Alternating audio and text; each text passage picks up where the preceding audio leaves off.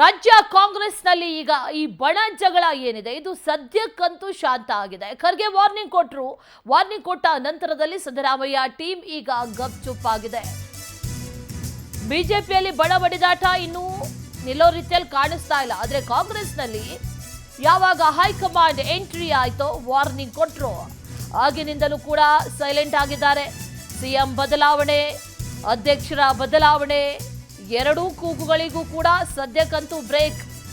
ಬಾಯಿ ಮುಚ್ಕೊಂಡಿರಿ, ಇಲ್ಲ ಅಂತಂದ್ರೆ ಕ್ರಮ ಕೈಗೊಳ್ಳೋದಾಗಿ ಹೇಳಿದ್ರು. ಖರ್ಗೆ ವಾರ್ನಿಂಗ್ ಕೊಟ್ಟಿದ್ರು. ಸಂಪುಟದಿಂದಲೇ ತೆಗೆದು ಹಾಕುವುದಾಗಿ ಎಚ್ಚರಿಕೆಯನ್ನ ಕೂಡ ಕೊಟ್ಟಿದ್ರು. ವರಿಷ್ಠರ ತೀರ್ಮಾನಕ್ಕೆ ಬದ್ಧ ಅಂತ ಈಗ ಲೀಡರ್ಸ್ ಹೇಳ್ತಾ ಇದ್ದಾರೆ. ಒಂದು ಕಡೆ ಸಿಎಂ ಬದಲಾವಣೆಯ ಕೂಗು, ಮತ್ತೊಂದು ಕಡೆಯಲ್ಲಿ ಅದಕ್ಕೆ ಟಕ್ಕರ್ ಕೊಡಬೇಕು ಅಂತ ಈ ಕಡೆ ಅಧ್ಯಕ್ಷರ ಬದಲಾವಣೆಯ ದಾಳವನ್ನ ಉರುಳಿಸಿದ್ರು. ಎರಡೂ ಬಣಗಳು ಕೂಡ ಸಾಕಷ್ಟು ಪೈಪೋಟಿಗೆ ಬಿದ್ದವರಂತೆ ಸ್ಟೇಟ್ಮೆಂಟ್ಸ್ ಅನ್ನ ಕೊಡ್ತಾ ಇದ್ರು. ಆದ್ರೆ ಕೆಪಿಸಿಸಿ ಅಧ್ಯಕ್ಷ ಸ್ಥಾನ ಬದಲಾಗಬೇಕು ಅಂದವರ ವಿರುದ್ಧ ಡಿಕೆ ಶಿವಕುಮಾರ್ ದಾಳವನ್ನ ಪ್ರಯೋಗ ಮಾಡಿದ್ರು. ಖರ್ಗೆ ಬಂದು ಸಾಕಷ್ಟು ಹೇಳಿಕೆಗಳನ್ನ ಕೂಡ ಕೊಟ್ರು, ವಾರ್ನಿಂಗ್ ಅನ್ನ ಕೂಡ ಕೊಟ್ರು. ಸಂಪುಟದಿಂದನೇ ತೆಗೆದು ಹಾಕಬೇಕಾಗತ್ತೆ, ಈ ರೀತಿ ಸ್ಟೇಟ್ಮೆಂಟ್ ಅನ್ನ ಕೊಟ್ರೆ ಬಾಯಿ ಮುಚ್ಕೊಂಡಿರಬೇಕು, ಹೈಕಮಾಂಡ್ ಇದೆ, ಎಲ್ಲದಕ್ಕೂ ತೀರ್ಮಾನ ಮಾಡುತ್ತೆ ಅನ್ನುವಂಥ ಮಾತನ್ನ ಖರ್ಗೆ ಮೂಲಕವೇ ಹೇಳಿಸಲಾಯಿತು. ಆ ನಂತರದಲ್ಲಿ ಈಗ ಎರಡೂ ಬಣಗಳು ಸಿಎಂ ಬದಲಾವಣೆಯ ಕೂಗಾಗಿರ್ಬೋದು ಅಥವಾ ಈ ಕಡೆ ಅಧ್ಯಕ್ಷರ ಬದಲಾವಣೆಯ ವಿಚಾರ ಆಗಿರ್ಬೋದು, ಇದ್ಯಾವುದು ಕೂಡ ಈಗ ಸದ್ಯಕ್ಕಂತೂ ನಡೀತಾ ಇಲ್ಲ. ಸದ್ಯಕ್ಕಂತೂ ಎಲ್ಲವೂ ಕಾಂಗ್ರೆಸ್ನಲ್ಲಿ ಶಾಂತ ಆಗಿರೋ ರೀತಿಯಲ್ಲಿ ಕಾಣಿಸ್ತಾ ಇದೆ. ಆದರೆ ಮತ್ತೆ ಮುಂದಿನ ದಿನಗಳಲ್ಲಿ ಇದು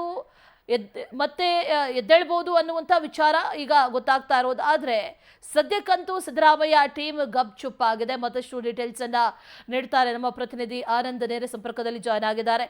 ಆನಂದ್, ಸದ್ಯಕ್ಕಂತೂ ಶಾಂತ, ಆದರೆ ಮುಂದಿನ ದಿನಗಳಲ್ಲಿ ಮತ್ತೆ ಈ ವಿಚಾರಗಳು ಬಂದೇ ಬರುತ್ತೆ ಅನ್ನುವಂಥ ವಿಚಾರ ಕೂಡ ಇದೆ.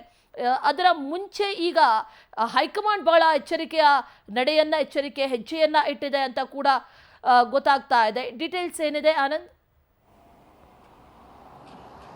ಅಶ್ವಿನಿ, ಪ್ರಮುಖವಾಗಿ ಕೆಪಿಸಿಸಿ ಅಧ್ಯಕ್ಷರ ಬದಲಾವಣೆ ಆಗಬೇಕು ಅಂತ ಸಿದ್ದರಾಮಯ್ಯನವರ ಟೀಮ್ ಪಟ್ಟು ಹಿಡಿದಿತ್ತು. ಹಾದಿ ಬೀದಿಯಲ್ಲಿ ಮಾತನಾಡ್ತಾ ಪಕ್ಷಕ್ಕೂ ಕೂಡ ಮುಜುಗರವನ್ನು ಉಂಟು ಮಾಡ್ತಾ ಇದ್ರು. ಈ ಸಂಬಂಧಪಟ್ಟಂತೆ ಕೆಪಿಸಿಸಿ ಅಧ್ಯಕ್ಷ ಮತ್ತು DCM ಡಿ ಕೆ ಶಿವಕುಮಾರ್ ಅವರು 2-3 ಬಾರಿ ಹೈಕಮಾಂಡ್ ನಾಯಕರಿಗೂ ಕೂಡ ಕಂಪ್ಲೇಂಟ್ ಅನ್ನ ಮಾಡಿದ್ರು.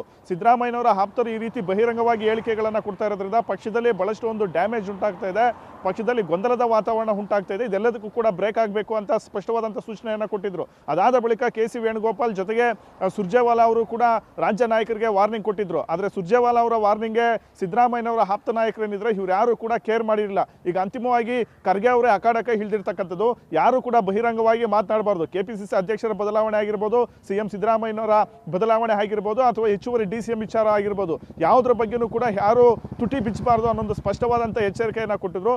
ಜೊತೆಗೆ ಏನಾದರೂ ಈ ರೀತಿ ಬಹಿರಂಗ ಹೇಳಿಕೆಗಳನ್ನು ಕೊಟ್ಟರೆ ಹೈಕಮಾಂಡ್ ತನ್ನ ಶಕ್ತಿ ಏನು ಅಂತ ತೋರಿಸಬೇಕಾಗುತ್ತೆ ಅನ್ನೊಂದು ಎಚ್ಚರಿಕೆಯನ್ನು ಕೊಟ್ಟಿದ್ರು. ಆ ಮೂಲಕ ಯಾರಾದರೂ ಸಚಿವರೇ ಆಗಿರಲಿ ಏನಾದರೂ ಬಹಿರಂಗವಾಗಿ ಮಾತನಾಡಿದ್ರೆ ಅಥವಾ ಪಕ್ಷಕ್ಕೆ ಮುಜುಗಾರವನ್ನು ಉಂಟು ಮಾಡಿದ್ರೆ ಅವರನ್ನ ಸಂಪುಟದಿಂದ ಕಿಕ್ಔಟ್ ಮಾಡ್ತಕ್ಕಂಥ ಎಚ್ಚರಿಕೆಯನ್ನು ಈ ಮೂಲಕ ರವಾನೆ ಮಾಡಿದ್ರು. ಈಗ ಖರ್ಗೆ ಅವರ ಒಂದು ವಾರ್ನಿಂಗ್ ಬೆನ್ನಲ್ಲೇ ಎಲ್ಲ ಪ್ರಮುಖ ನಾಯಕರು ಸೈಲೆಂಟ್ ಆಗಿದ್ದಾರೆ. ಪ್ರಮುಖವಾಗಿ KN ರಾಜಣ್ಣ ಅವರು ಕೆಪಿಸಿಸಿ ಅಧ್ಯಕ್ಷರ ಬದಲಾವಣೆ ಬಗ್ಗೆ ಪದೇ ಪದೇ ಮಾತನಾಡ್ತಾ ಇದ್ರು. ಅವರು ಈಗ ಮಾಧ್ಯಮಗಳ ಮುಂದೆನೇ ಬರ್ತಾ ಇಲ್ಲ.